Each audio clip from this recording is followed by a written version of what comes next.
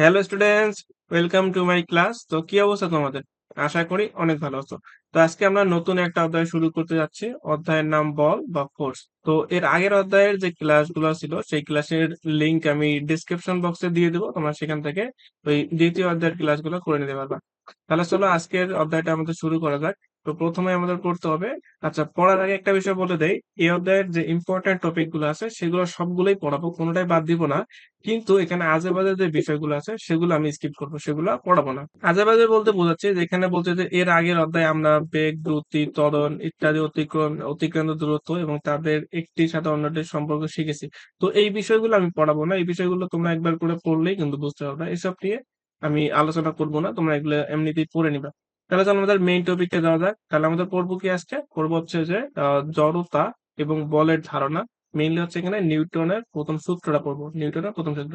তাহলে এখানে নিউটনের প্রথম সূত্রে কি বলছে, যে দেখো নিউটনের প্রথম সূত্র দেওয়া আছে যে বল প্রয়োগ না করলে স্থির বস্তু স্থির থাকবে এবং সমবেগে চলতে থাকা বস্তু সমবেগে চলতে থাকবে।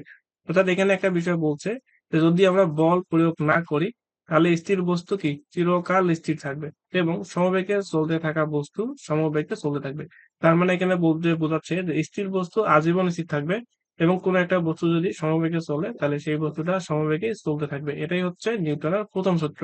আচ্ছা, এখানকার প্রথম যে অংশটা আছে সেটা আমরা ইজিলি বুঝতে পারি যে কোনো একটা বস্তু যদি আমি স্থির অবস্থায় রাখি, মনে করো যে তোমার টেবিলের উপরে একটা কলম বা বই রাখছো, সেটা আজীবন স্থির থাকবে, এটা ইজিলি বোঝা যায়। কিন্তু বোঝা যায় না কোনটা, বোঝা যায় না যে সমবেগে চলতে থাকা বস্তু সমবেগে চলতে থাকবে, এটা বোঝা যায় না কেন? মনে করো যে তোমার কাছে একটা মার্বেল আছে, তুমি যদি এই মার্বেলটাকে ধাক্কা দিয়ে দিকে ঠেলে দাও, অর্থাৎ একটা বেগ দিলা, সমবেগ দিলা, তাহলে এটা কি আমাদের সমবেগে চলতে থাকবে? তোমার কি তাই মনে হয়? তুমি এমনিতেই মনে করো যে তুমি একটা মার্বেল, মনে করো যে একটা বেগ দিয়ে, নির্দিষ্ট বেগ দিয়ে তুমি এটাকে ঠেলে দিলা, দেখবা যে একটু পর গিয়ে মার্বেলটা থেমে গেছে। তাহলে এটা কিন্তু সমবেগে চলতে থাকবে এই বিষয়টা মানতেছে না।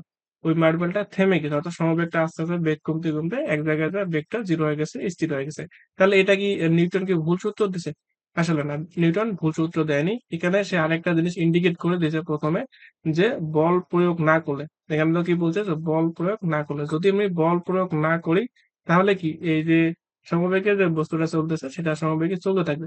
তাহলে এখান থেকে তোমার আবার একটা কোয়েশ্চেন আসতে পারে যে আমি তো একটা বল দিয়ে এটাকে গতিশীল করে দিয়েছিলাম, এটাকে তো আমি আর কোনো বল প্রয়োগ করে নাই, যে যেই বলের কারণে এই বস্তুটা থেমে যাবে। কিন্তু এখানে দেখো তুমি বল প্রয়োগ করা নাই ঠিকই, কিন্তু এখানে যে আমাদের মার্বেলটা চলতেছে এখানে কিন্তু বায়ু আছে। তো এখানে যে বায়ু আছে, এই বায়ুর কিন্তু একটা বল আছে, অর্থাৎ ঘর্ষণ জনিত বল আছে। এই যে এখানে আমাদের একটা, মনে করো যে এই মার্বেলটা মাটির উপর দিয়ে চলতেছে, তাহলে এখানে মাটি এবং মার্বেল এর মাঝখানে আমাদের ঘর্ষণ বল আছে। এবং এখানে যে বায়ু আছে, বায়ু কি একটা বল প্রয়োগ করতেছে, অর্থাৎ বায়ু এদিকে একটা বল প্রয়োগ করতেছে আর ঘর্ষণ বল এদিকে একটা বল প্রয়োগ করতেছে। এই যে আমাদের বল দুইটা কাজ করতেছে, এই দুটা বলের কারণেই আমাদের যে আহ সমবেগে যে বস্তুটা ছিল সেটা সমবেগে চলতে পারে না, সেটা একটু পর গিয়ে থেমে যায়। তার মানে আমরা বলতে পারি যদি আমি এমন একটা আহ, জায়গা নিয়ে যেতে পারি সেখানে কোনো বায়ু নাই এবং কোনো ঘর্ষণজনিত বল নাই এবং অন্য অন্য কোনো বলই আমাদের কোনো এই যে বস্তুর গতিকে বাধা দিবে না, তাহলে ওই বস্তুটা সমবেগে যদি আমি চলতে থাকি, চলতে দিয়ে দিয়ে থাকি, তাহলে সেটা সমবেগে চলতে থাকবে। অর্থাৎ বাহ্যিক বল যদি আমরা না দিই, অর্থাৎ কোনো বাহ্যিক বলই যদি না থাকে, তাহলে সমবেগে যে বস্তুটা সেটা কি সমবেগে আজীবনে চলতে থাকবে, সেটা কখনোই থামবে না। তো আশা করি নিউটনের প্রথম সূত্র বোঝাতে পারছি। তো এখন আমরা জড়তা নিয়ে পড়াশোনা করব। তাহলে এখানে জড়তা কাকে বলে, যে এখানে বলতে থাকো যে বল প্রয়োগ না করা পর্যন্ত স্থির বস্তু যে স্থির থাকতে চায় কিংবা গতিশীল বস্তু যে গতিশীল থাকতে চায়, বস্তুর এই বৈশিষ্ট্যকে, এই বৈশিষ্ট্য হচ্ছে জড়তা। তো আমরা একটু আগে নিউটনের প্রথম সূত্র পড়লাম যে স্থির বস্তু আজীবন স্থির থাকতে চায় এবং গতিশীল বস্তু আজীবন গতিশীল থাকতে চায়। তো এই যে বৈশিষ্ট্য আছে, এই বৈশিষ্ট্যটাকেই বলা হচ্ছে জড়তা। তাহলে এখানে কোশ্চেন আসতে পারে যে জড়তা কাকে বলে, তাহলে তোমরা এই সংজ্ঞাটা লিখে দিবা। তারপর এখানে বলছে কি, দেখো যে হঠাৎ গাড়ি চলতে শুরু করলে আমরা যেভাবে পিছনের দিকে একটা ঝাঁকুনি খাই সেটি হচ্ছে জড়তার উদাহরণ। তো এই বিষয়টা আসলে কিরকম, মনে করো যে এটা তোমার শরীর, তুমি এখানে বসে আছো। তো এটা হচ্ছে তোমার বাসের যে সিট আছে সেটা। তো এখানে তুমি যে বাসটা যখন ছাড়েনি তখন কিন্তু তুমি স্থির আকারে বসেছিলা। তো বাসটা যখন ছাড়বে, তোমার এই শরীরের নিচের যে অংশটা আছে যেটা বাসের সিটের সাথে লেগে আছে, সেই অংশটা কি হবে, সেই অংশটা গতিশীল হবে। কিন্তু তুমি তো স্থির ছিলা, তুমি চাইবা কি, তুমি চাইবা যে সেটা যখন স্থির ছিল সেটা স্থির অবস্থায় থাকতে চায়, যে স্থির বস্তু আজীবন কি স্থির থাকতে চায়। তো এই নিচের অংশ যেহেতু গতিশীল হয়েছে কিন্তু উপরের অংশ চাচ্ছে যে সে স্থির হিসেবেই থাকতে। এর জন্য আমাদের শরীরের যে অংশটা থাকে উপরের অংশটা সেই অংশটা কি পিছনের দিকে একটু ঝুঁকে যায়। তাহলে এটা হচ্ছে আমাদের কিসের উদাহরণ? এটা হচ্ছে জড়তার উদাহরণ। আরো স্পেসিফিক ভাবে যদি বলতে চাই এটা হচ্ছে আমাদের স্থিতি জড়তার উদাহরণ। কেন? সেটা স্থির থাকতে চায় এর জন্য কি পিছনের দিকে গেছিল, এটাকে বলা হচ্ছে স্থিতি জড়তা। আর আলাদা করে যদি আমি আরেকটা বলতে চাই যে গতি জড়তা, যেমন মনে করো যে তুমি একটা যে বাস আছে, বাসের মধ্যে বসে আছো, তো বাসটা চলতেছে। তো বাসটা যখন চলতেছিল তখন পুরা শরীরটাই তোমার গতিশীল অবস্থায় ছিল। কিন্তু যখন বাসটা হঠাৎ করে থেমে যায়, তোমার এই যে শরীরের নিচের যে অংশটা আছে সেই নিচের অংশটা কি হঠাৎ করে স্থির হয়ে যায়। কিন্তু উপরের অংশ তো গতিশীল ছিল, সেটা চাই যে গতিশীল আকারে চলবে। তো এর জন্যই তোমার যে সামনের অংশটা সেটা গতিশীল আকারে থাকতে চায়, এর জন্য কি সামনের দিকে একটু হেলে যায়। তাহলে এখানে আমরা বলতে পারবো এটা হচ্ছে গতি জড়তা, যে আমাদের যে পুরা শরীরটা আছে এই পুরা শরীরটা চাচ্ছে যে গতিশীল থাকতে, কিন্তু আমাদের নিচের অংশটা যেহেতু স্থির হয়ে যায় কিন্তু উপরের অংশ গতিশীল থাকতে চাওয়ার কারণে সেটা কি সামনের দিকে ঝুঁকে যায়। এর জন্য আমাদের যে মাইক্রো বাস বা কোনো ইয়েতে যেগুলোর স্পিড অনেক বেশি সেগুলোতে কিন্তু অবশ্যই সিট বেল্ট বাঁধতে হবে। কেন? সেটা হচ্ছে যে গতি জড়তার কারণে আমাদের শরীরটা সামনের দিকে ঝুঁকে যায়। একদম যেন আমরা একদম মনে করো যে ড্রাইভার থাকে তার যে এই গতি জড়তার কারণে যেন একদম সিট থেকে পা হয়ে মনে করো ওদিকে না পড়ে যায়। এর জন্য অবশ্যই ড্রাইভারদেরকে সিট বেল্ট বাঁধতে হয় এবং এমনিতে যারা প্যাসেঞ্জার থাকে তাদেরও সিট বেল্ট বাঁধতে হয়। তো আশা করি এখান থেকে স্থিতি জড়তা এবং গতি জড়তার বিষয়টা ক্লিয়ার করতে পারছি। তো এখানে এই বিষয়গুলোই দেওয়া আছে, তোমরা একটু দেখলেই বুঝতে পারবে। তারপর এখানে আরেকটা জিনিস বলতে দেখো যে গতি জড়তার কারণে আমরা মানুষজনকে চলন্ত বাস ট্রেন থেকে নামতে গিয়ে আছাড় খেতে দেখি। তো এখানে এই যে বইয়ের যে ইয়াটা আছে লেখাগুলো একটু ঘোলা, একটু ম্যানেজ করে নিও। তাহলে কি বলতে এখানে যে গতি জড়তার কারণে আমরা মানুষজনকে চলন্ত বাস ট্রেন থেকে নামতে গিয়ে আছাড় খেতে দেখি। চলন্ত বাস ট্রেনের মানুষটির পুরো শরীরটাই গতিশীল। সে যখন মাটিতে পা দিয়েছে তখন নিচের অংশটি থেমে গেছে, উপরের অংশ গতি জড়তার কারণে তখনও ছুটছে, তাই সে হুমড়ি খেয়ে পড়ছে। অর্থাৎ এখানে বোঝাতে যাচ্ছে যে সে যখন গাড়ির ভেতরে ছিল তার পুরো শরীরটাই ছিল গতিশীল, কিন্তু সে যখন মাটিতে পা দেয় তো পায়ের অংশটা হচ্ছে যে স্থির হয়ে যায়। কিন্তু তার পুরো শরীর তো গতিশীল ছিল, সেটা গতিশীল আকারে থাকতে চায়। এর জন্য কি হয় আমাদের, সে হুমড়ি গিয়ে পড়ে যায়। তো আমাদের নিয়ম হচ্ছে যে যখন আমরা বাস বা কোনো কিছু থেকে মানে চলন্ত একটা গাড়ি থেকে নামবো, সেটা আমরা কি করব ওই গাড়িটার সাথে সাথে একটু দৌড়াবো। তাহলে কি হবে যে আমাদের শরীরটা প্রথমে গতিশীল অবস্থায় ছিল আমাদের গতি জড়তার এখানে, তো ওই গতি জড়তাটা আস্তে আস্তে আমরা কি আহ কমায় নিয়ে একটু শেষ পর্যন্ত সেটা আর থাকবে না, সেটা আমরা আস্তে আস্তে কি একদম স্থির হয়ে যাব। তো এখানে কোয়েশ্চেন আসতে পারে যে কোন একটা গতিশীল গাড়ি থেকে নামতে হলে আমাদের কিছুটুক দৌড়াইতে হয় কেন অথবা হুমড়ি খেয়ে পড়ি কেন, এই জিনিসটা ব্যাখ্যা করতে বলতে পারে। তাহলে আমাদের এই জিনিসটা মূলত হয় হচ্ছে জড়তার কারণে। তো এখানে আরো কিছু বিষয় দেওয়া আছে, তাহলে এখান থেকে তোমরা জাস্ট দেখে নিবা। তো এখান থেকে একটা জিনিস আমাদের ইম্পর্টেন্ট, সেটা কি? সেটা হচ্ছে যে কোনো একটা বস্তুর ভর যদি বেশি হয় তার জড়তার পরিমাণটা বেশি হবে, আর ভর যদি কম হয় জড়তার পরিমাণটা একটু কম হবে। তো বিষয়টা যদি আমি বলি একটু বুঝাই, মনে করো এখানে একটা বস্তু আছে, এটার ওজন মানে 10 কেজি।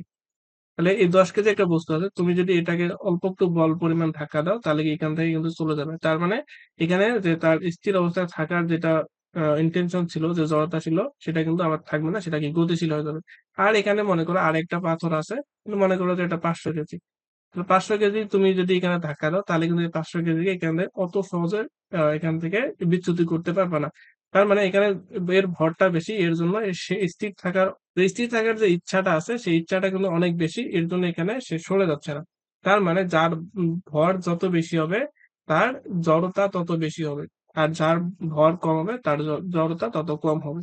তো এই এই জিনিসগুলো এখানে আরো কিছু জিনিস বলে দেওয়া আছে, তোমরা এখান থেকে পড়লে আশা করি এগুলো বুঝতে পারবা। আচ্ছা, এরপর দেখো এখানে একটা প্রশ্ন দেওয়া আছে যে 3.01 চিত্রের গ্রাফ দুটিতে সময়ের সাথে সরণ এবং বেগের মান দেখানো হয়েছে, কোথায় কতক্ষণ বল প্রয়োগ করা হয়েছে ব্যাখ্যা করো।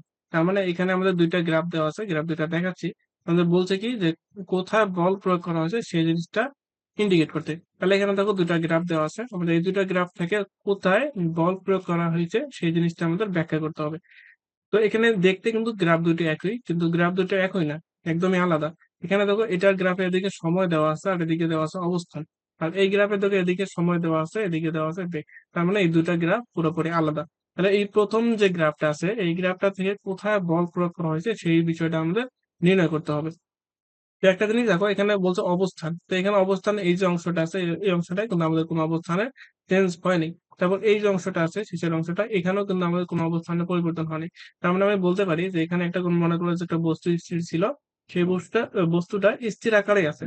তার মানে তুমি এখান থেকে বলতে পারো এখানে কোনো প্রকার বল প্রয়োগ করা হয়নি। তাহলে যদি বল প্রয়োগ করা হইতো তাহলে কিন্তু এর অবস্থাটা পরিবর্তন হইতো।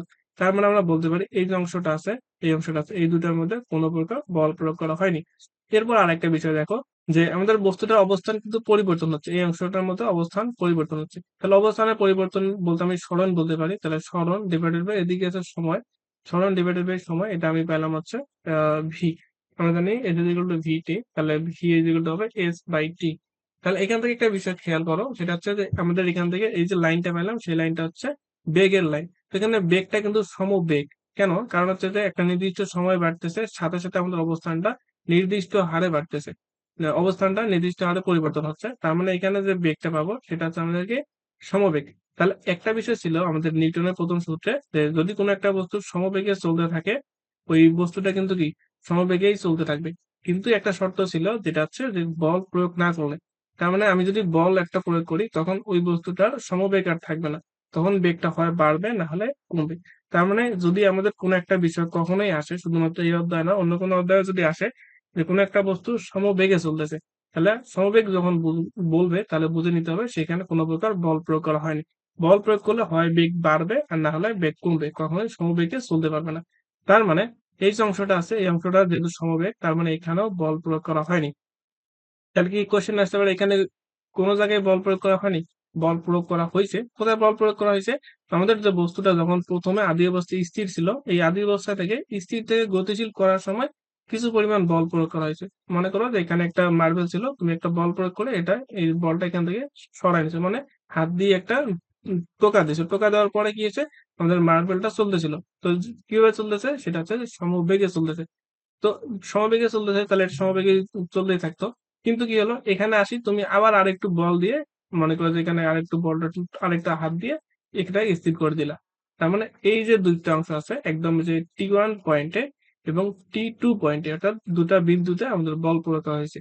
এই T1 বিন্দুতে আমরা বল প্রয়োগ করছি, এর জন্য কি আমাদের বস্তুটার অবস্থানটা পরিবর্তন হচ্ছিল এবং এখানে আমরা একটা বল প্রয়োগ করছি যার ফলে আমাদের কি বস্তুটা স্থির হয়ে গেছে। তার মানে শুধুমাত্র এই T1 পয়েন্ট এবং T2 পয়েন্টে আমাদের বল প্রয়োগ করা হয়েছে। আচ্ছা, এটাও আশা আশা করি বুঝতে পারছো। এরপর আসো পরবর্তী গ্রাফে। তাহলে এখানে একটা বিষয় দেখো, এই যে এটা হচ্ছে আমাদের বেগের, এদিক কিন্তু বেগ দেওয়া আছে। তার মানে এদিকের যে এই এতটুকু যে দেওয়া আছে এটা হচ্ছে সমবেগ। তাহলে একটু আগে বললাম যে যখন সমবেগ থাকবে তখন কিন্তু আমাদের কোনো প্রকার বল প্রয়োগ করা হয়নি। তাহলে হচ্ছে এটাতে কোনো প্রকার বল প্রয়োগ করা হয়নি। তাহলে এই যে লাইনটা আছে এটাও আমাদের সমবেগের লাইন। তাহলে এটাও তো আমার কোনো প্রকার বল প্রয়োগ করা হয়নি। এই যে মাঝখানে যে অংশ আছে যে T1 থেকে T2 এখানে কিন্তু আমাদের দেখো বেগটা আস্তে আস্তে বাড়ছে। আমি যদি এই পয়েন্টটা যদি ধরি যে এটা 10 মিটার/সেকেন্ড, এটা হচ্ছে 15, এটা হচ্ছে 20, এটা হচ্ছে মনে করো যে 25, তাহলে দেখো আস্তে আস্তে এই পয়েন্টের বেগ মনে করো যে 12, তারপর হচ্ছে 15, এরকম করে বাড়তে বাড়তে একদম 25 আসছে। মানে আমাদের বেগটা কিন্তু আস্তে আস্তে বাড়ছে। হুম। তো এখানে যেহেতু আমাদের বেগ বাড়ছে তার মানে আমরা বলতে পারি যে এখানে বল প্রয়োগ করা হয়েছে। বল প্রয়োগ করলেই শুধুমাত্র বেগ বাড়বে অথবা বেগ কমবে। তার মানে এটার মধ্যে আমাদের যেহেতু বেগ বাড়ছে এর জন্য আমরা বলতে পারি এখানে বল প্রয়োগ করা হয়েছে। তাহলে এখান থেকে বলতে পারবো যে T1 থেকে T2 পর্যন্ত এই পুরো অংশটার মধ্যে আমাদের বল প্রয়োগ করা হয়েছে, এইটা পুরো অংশটার মধ্যে বল প্রয়োগ করা হয়েছে। তো আশা করি বুঝতে পারছো এই গ্রাফের মধ্যে শুধুমাত্র T1 এবং T2 তে বল প্রয়োগ করা হয়েছে এবং এই গ্রাফে T1 থেকে T2 ওই পুরো অংশটার মধ্যে আমাদের বল প্রয়োগ করা হয়েছে।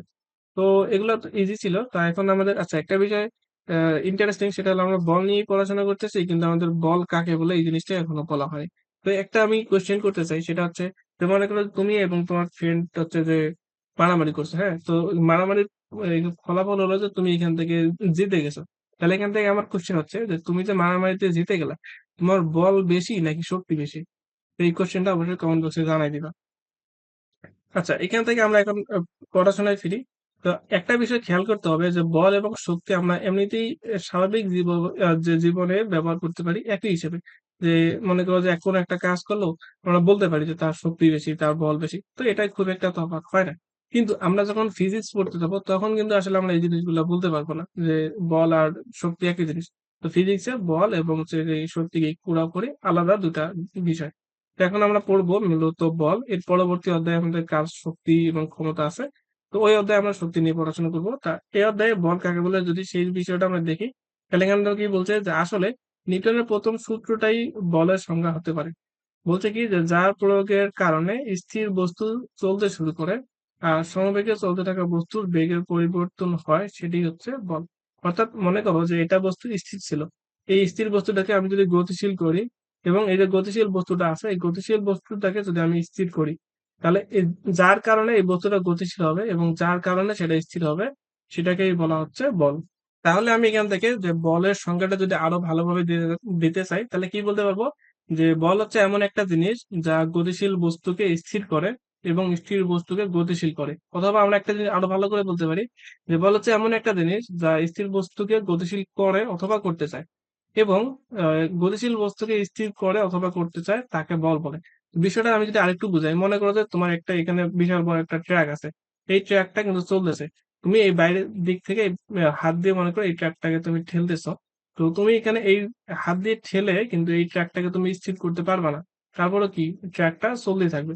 তো এখানে যে তুমি বল প্রয়োগ করতেছো এটা তুমি চেষ্টা করতেছো এটাকে স্থির করতে, কিন্তু স্থির করতে পারতেছো না, তারপরে এখানে কি কিছু পরিমাণ বল প্রয়োগ করা আছে, এটাকে আমরা কিন্তু বল বলবো। তারপরে এখানে যে আমাদের বড় একটা বস্তু ছিল 500 কেজি, তো এখানে তুমি বল প্রয়োগ করছো, বল প্রয়োগ করে কি ত্বরণ ঘটাইতে চাইছো কিন্তু ত্বরণ ঘটাইতে পারো নাই, অর্থাৎ গতিশীল করতে চাইছো কিন্তু গতিশীল করতে পারো নাই, এখানেও কিন্তু কি কিছু পরিমাণ বল প্রয়োগ করা হয়েছে। তাহলে আমরা বলের সংখ্যাটা এভাবে দিব যে কোনো একটা বস্তু যদি স্থির বস্তুকে গতিশীল করে অথবা করতে চায় এবং গতিশীল বস্তুকে স্থির করে অথবা করতে চায় তাকে বলা হচ্ছে বল। তাহলে বল এমন একটা জিনিস যা গতিশীল বস্তুকে স্থির করে বা করতে চায় এবং গতিশীল বস্তুকে স্থির করে বা করতে চায়। তো এগুলো আশা করি বুঝাতে পারছি। তো এখানে বলের প্রকারভেদ যদি বলি তাহলে বল হচ্ছে আমাদের দুই প্রকার, একটা হচ্ছে স্পর্শ বল আর একটা হচ্ছে অস্পর্শ বল। আরেকটা হচ্ছে অস্পর্শ বল, অস্পর্শ বল। তাহলে স্পর্শ বল কোনগুলো, যেমন তুমি আর তোমার ফ্রেন্ড যদি মারামারি ধরো তাহলে এটা হচ্ছে আমাদের স্পর্শ বল। তো স্পর্শ বল যেমন ক্রেন দিয়ে ভারী জিনিস তোলা, তারপর কোনো কিছুকে ধাক্কা দেওয়া, এগুলো হচ্ছে আমাদের কি স্পর্শ বল। আর অস্পর্শ বল কোনগুলা, অস্পর্শ বল হচ্ছে মনে করো তোমার কাছে একটা চুম্বক আছে, তো তুমি ওই চুম্বকটার এখানে যদি আরেকটা মনে করো এরকম একটা চুম্বক আছে তোমার, এটা হচ্ছে নর্থ পোল এটা হচ্ছে সাউথ পোল, আর তুমি এখানে যদি আরেকটা চুম্বক নিয়ে আসো, যেমন মনে করো একটা হচ্ছে সাউথ পোল দিলাম এটা নর্থ পোল দিলাম, তাহলে একটা চুম্বক এরকম আছে, তুমি যদি একটা চুম্বক নিয়ে আসো দেখবে কি এই চুম্বকটা এদিক থেকে সরে যায়। মানে এমন বিষয়টা আছে যে তুমি একটা চুম্বক তোমার এখানে স্থির আছে আর একটা চুম্বক যখন নিয়ে আসবা দেখবে কি এই চুম্বকটা এখান থেকে ছিটকে চলে যাচ্ছে। তাহলে এই যে আমাদের কি এটা স্পর্শ কিন্তু আমরা করাইনি, তারপরেও কি একটা এখানে বল কোন আছে, তাহলে এটাকে বলা হচ্ছে অস্পর্শ বল। তাহলে যে বলগুলো আমাদের স্পর্শ করতে হয় যেমন হচ্ছে যে মারামারি বা ক্রেন দিয়ে কোনো কিছু তোলা, এগুলো হচ্ছে স্পর্শ বল। আর যে বলগুলো আমাদের উৎপন্ন করার জন্য আর যে বলগুলো হচ্ছে যে স্পর্শ ছাড়াই কাজ করতে পারে সেগুলোকে বলা হচ্ছে অস্পর্শ বল। তো আজকের ক্লাসে এতটুকুই, আমরা পরবর্তী ক্লাসে এখানে মৌলিক বলের প্রকৃতি নিয়ে পড়াশোনা করব বা মৌলিক বল কাকে বলে এসব নিয়ে পড়াশোনা করব। তো যদি ক্লাসটা ভালো লেগে থাকে তাহলে অবশ্যই ভিডিও একটা লাইক করে দিবা এবং ফ্রেন্ডদের মাঝে শেয়ার করে দিবা। তো পরবর্তী ক্লাসে দেখা হচ্ছে, ততক্ষণ পর্যন্ত ভালো থাকো। আল্লাহ হাফেজ।